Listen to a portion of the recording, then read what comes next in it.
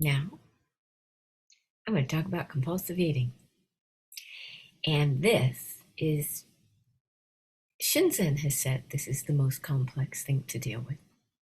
It is much easier to work with pain, physical pain, emotional pain, than rewire someone's eating. Oh my God, it is so complex. When someone goes to him for it, he goes, I'm sorry, I can't really. He has turned people away and sent them to me sometimes. But I can't, it's the only way I can help someone talk about that commitment we talked about. You have to commit. It's not like I commit to a 6-week class. You got to commit for like 3 months minimum, on a weekly basis to really rewire this.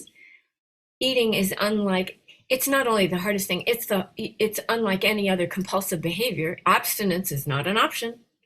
And you're dealing with it all day long because you have to eat to survive, right? And what I like to tell people when people come to me for this, I say, lucky you. And they're like, what? They're desperate. But if you get this, the skills you need to rewire your eating are going to help you with everything else you ever want to do in your life. Now, eating, compulsive eating, is usually done alone. And the complexity comes from our relationship to food. From the minute the nipple goes in the mouth, food is love. Okay, got that.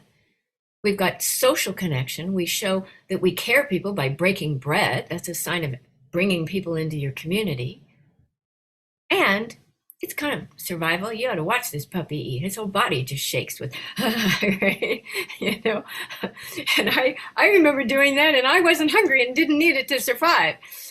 And we turn to food to numb emotions, just like we do with drugs, just like we watch TV. And I realized it was universal. When was it a commercial? It was a sitcom. It was a sitcom where one young woman had said, I'm going to go do some emotional eating now, and got a laugh, which means it's so well known that you can say it and get a laugh on a sitcom. I went, wow. Okay. Now, when I went through this, there was no help. There were no eating clinics. You didn't even admit it. You didn't say anything. It was so socially not attractive, I guess, as my mother would say. And how I worked through that, it's a complex issue. And I decided to really take this on because as an actor, my body is my instrument, and I needed to be healthy. I needed to be flexible. I couldn't have my whole day thinking about what I'm going to eat. It was literally stopping. My compulsive eating and eating disorder at one point was stopping my life. I spent the whole day thinking about food, eating food. It was too much. So I told you about last night, my crash. Remember, I needed everything to be perfect, and guess what? It wasn't. And I said, by the way, and I gained 45 pounds. Now, I now weigh 120 pounds. I weighed usually 123 pounds most of my life, but I gained and lost weight. Dealing with food and eating was an issue from the time we were small children. The compulsive eating that got out of control really hit with that 40, like I'd gain some weight, but then I'd starve myself and lose it. And I'd gain some weight and I'd starve myself and lose it. And it's not nice to the body right there. But the compulsive out of control eating began with the gaining of that 45 pounds. And well, there might have been some before, there might have been some after. But the 45 pounds, and I say 45 pounds, that's when I stopped stepping on the scale. Okay, it just wasn't good news. They're just, why step on there? What, just to humiliate myself? I just stopped stepping on the scale. So who knows? But I was big. I was really big. So I had no method of processing emotion or thoughts or an idea that that's something you should do. Okay, it was in my early 30s, but I just knew I couldn't stop eating. And I hated my body. I hated my body. It was just so fat, okay? So I was determined determined to find a way. There were no books on this. There was no support. There's no one to talk to. And I said, I've got to do something here. And I started painting just as a therapy for me, helped me work through it. And I started doing these paintings. And I would do a vase, and it would be a woman's body. It would have it, because my waist stayed relatively narrow, but my butt and thighs were just huge. I couldn't wear pants. I couldn't get pants on. And so I would make these drawings of these just huge, bottom part of the woman, like so much so, like it was like, I had to kind of look at it. And it was just like, and I was just kind of, how you're just kind of putting it out there to kind of get a sense of it. And I remember doing this vase one time. I had this one red thing I did that was just, and I just went, oh, finally, I got it out. It's down there. I'm looking at it. And then I was living in New York with a 4-bedroom apartment, in the maid's quarters, and there were 2 guys there. One was the Feldenkrais practitioner and another guy. And they came in, and I had just put it down, and I looked at it and went, oh, okay, look at that. And I was hating it, right? I hate this. I hate me. I hate this. And they came in, they looked, they got some food from the kitchen, they looked at it and went, oh, that's hot. I was like, what? That's hot. That's gross. What are you talking about? That's gross. Because I had the skinny white woman thing, I had to be the skinny white woman. And they were just like, no, that's hot. And then they just ate and walked on. And I thought, okay, what's happening? You mean my perception isn't right? My view of what's attractive and isn't attractive isn't right. And so I needed to explore that. And I started going into parts of town in New York City where skinny white women weren't what was considered attractive. And a female body was valued for its shape and maybe mass, and not its thinness. It was a whole different value system, and it just kind of shook my world a little bit, like I had to reassess my values, my tastes. And I said, okay, well, what if I liked it? What if I liked the fat? What would that be like? And I started to kind of explore that. I started to look at my body. I could draw it, but I couldn't look in the mirror. I started to look at my body, and I started to do dry brush massage.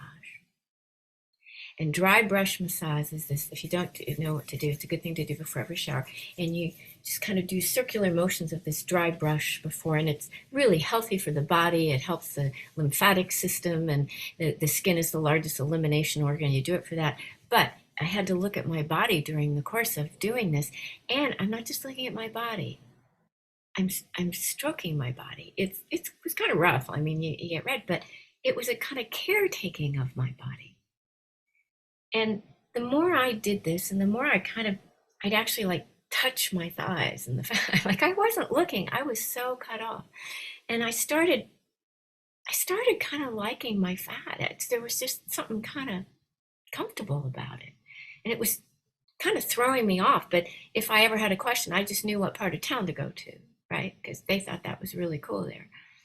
And then when I started liking my body, then I thought, okay, now I can go to a gym. I couldn't go to a gym before because, I didn't want anyone to see my body.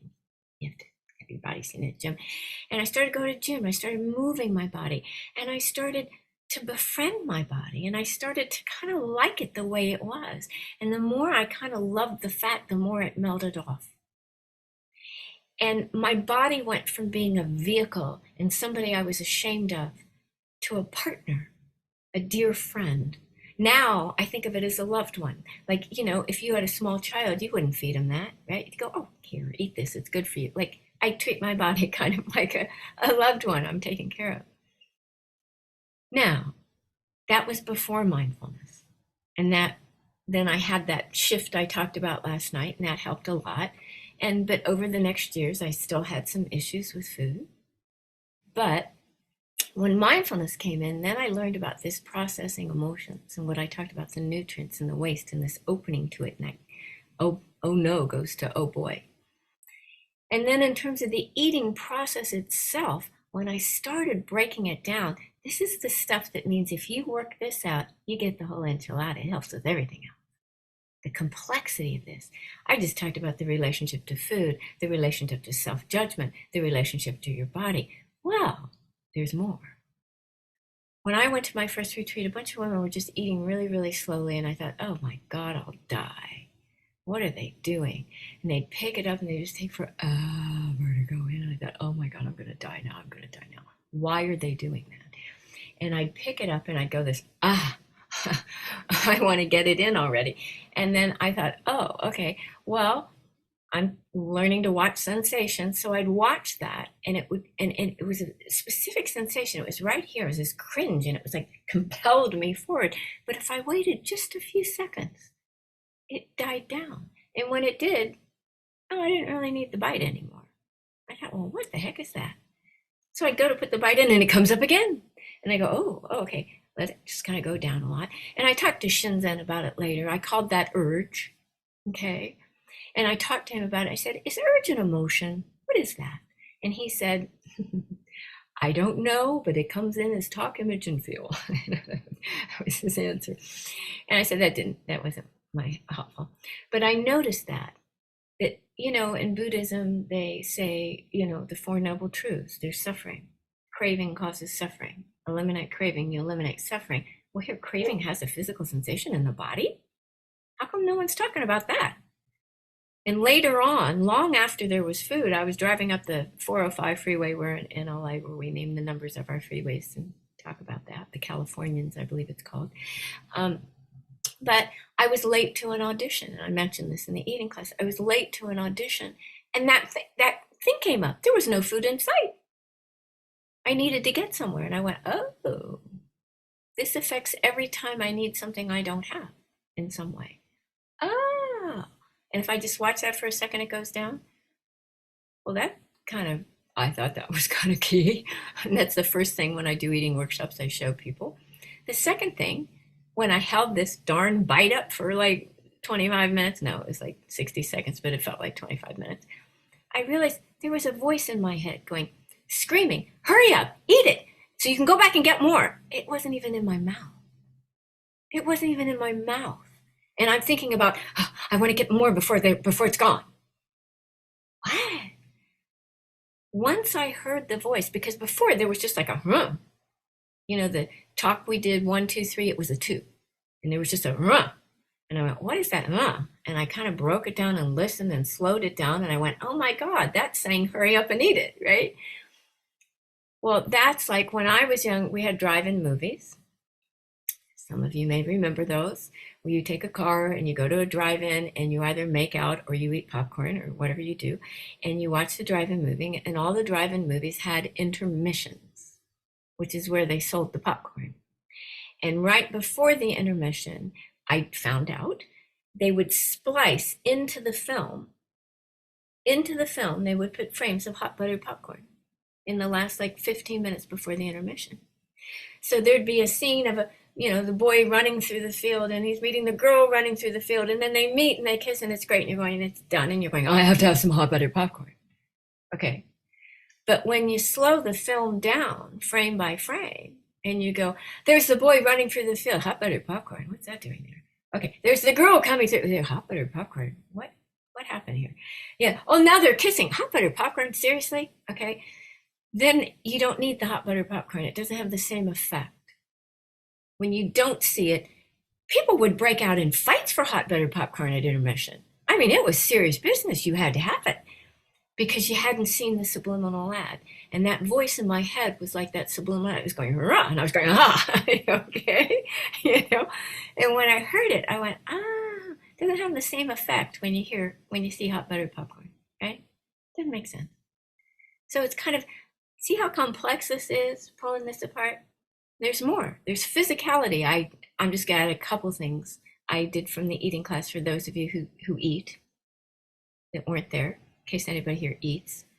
If you've ever eaten too much, we have a holiday where we celebrate stuffing ourselves till we hurt. It's called Thanksgiving. Okay. And if you've ever eaten and then you get up and go, oh my God, I'm so full. I didn't know I was so full. That's because the brain didn't get the memo. And when I found out, brain has 3 ways of knowing you're full. The main one is the stomach distends. And if you're hunched over your food, it doesn't get the memo. The only way it gets it is if you sit up straight. Then it goes, oh. So if you stop after, I call it the 7th inning stretch. The 7th, after 7 bites, stop, take a breath out. We also hold our breath and eat and shovel, right? If you take a moment after the 7th bite, stop, stretch up, breathe, you'll go, oh, I'm not as hungry as I was a minute ago, or whatever, however long it took you to eat 7 bites. So that was kind of a key thing. That's physical. Here's that. See how complex this gets? Then I have even talked about, what about enjoying the food? I had a boyfriend who just would shovel food in his mouth like this. And I'd say, are you enjoying that? And he'd go, or I'd say, are you tasting that? I'd say, are you tasting that? And he'd go, no. And then keep shoveling, right? And so when you actually, and then I learned closing your eyes, you get like 10 times more taste buds. You know, you can eat food. And if you don't believe me, next time you eat, which will probably be in the next few hours or by tomorrow for sure, you're going to eat, take a bite, eat it, look around while you're eating, and then close your eyes and taste it. And just notice. It's why we close our eyes in meditation, where real estate gets to soak into the experience. But I'll give you one little last thing about eating. Anytime you have a bite, before it goes in the mouth, after the urge goes down, and after you notice the internal talk, smell it. Close your eyes and smell it. And if you like baked goods or chocolate, that's going to be the best part. So you might as well enjoy it, because it's about satisfaction, not pleasure. I believe someone is saying here. Smell it. Then put it in your mouth. Taste the texture. Taste the hot, cold, flavor, texture, crunchy, smooth. Just really enjoy it, moving around your mouth, and it's going to go from solid to liquid in your mouth. And the longer it's in your mouth, the longer you get to taste it. If you like the taste of the food, keep it in there longer. And then what is the taste in your mouth after you swallow? It's a whole different taste. It's different than the taste of the food. It's different than the smell. And believe it or not, sometimes the foods you don't like as much taste best. Okay, so I started doing eating workshops with a lot of people, and I just taught them urge and taste and some basic things. But I then say, you know what, we got to explore satisfaction. And it isn't just when your stomach's full. And that's where I really first started with satisfaction.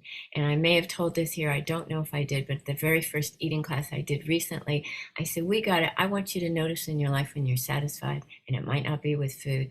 And then everybody went home, and my niece happened to be taking the class, and she came back the next week and said, you know what? I realized I wasn't satisfied with my job, so I quit.